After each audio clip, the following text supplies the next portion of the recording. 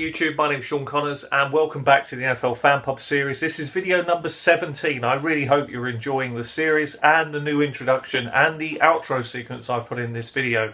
I've decided to, quite rightly, upgrade the whole offer that we're doing and put out something hopefully that is a much slicker presentation. I'm still working on the cameras of these videos, but I hope you agree it's a big step forward.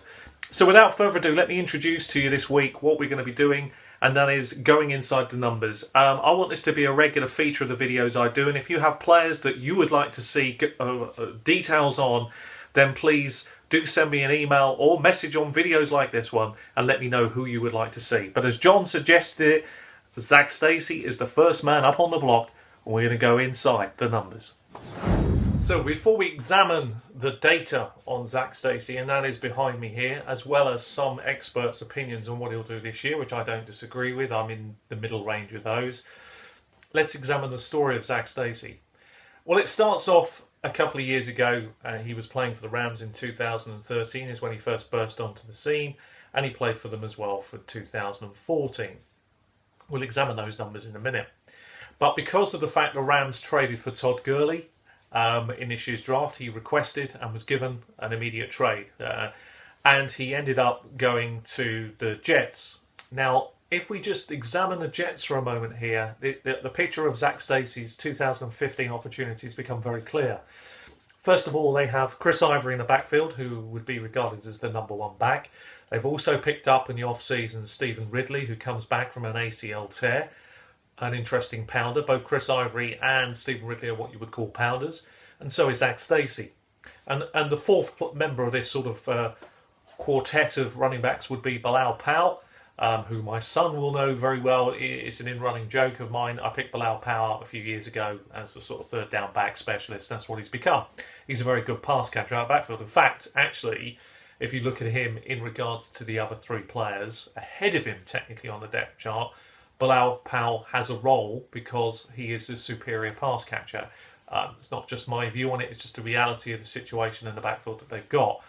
So I think there'll be work for him there. I still think he's just a bench warmer, but that's a story for another day.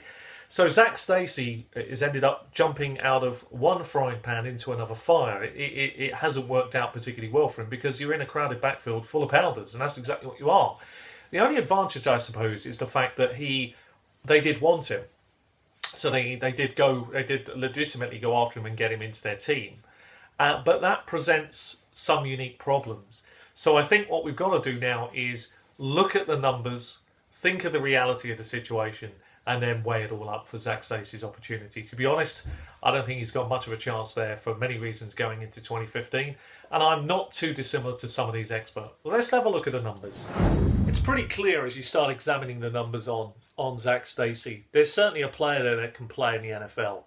If we look at his 2013-14 game year here, we can see he had 250 carries, 973 yards, 7 touchdowns, 26 catches, 141 yards and a touchdown. It's a good performance.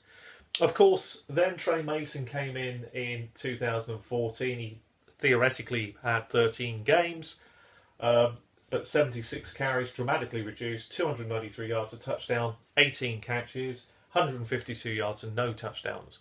And then, of course, with the advent of Todd Gurley, you can see where this is going. So I think he has something about him. I'm going to shift positions. He has something about him that is certainly NFL quality, but it's just unfortunate the situation he's gone into is literally one frying pan and out of another. So where does that leave Zac Stacy? Well, it's a murky situation, to be perfectly honest with you. He's buried on the depth chart. I'm not predicting much more than maybe 75 or so carries, 200 yards, maybe 12 to 14 catches, 100 yards in reception. There's nothing more than that. Pretty similar to what the experts are picking up here, and these are people I trust. I wasn't too dissimilar to this before I looked at the data going inside the numbers, so I'm feeling very confident around my prediction. He's buried, unfortunately, on the depth chart. I don't like his chances, and the only chance he's got is training camp, which is around the corner now, and emerging in those preseason games is his only hope of breaking in.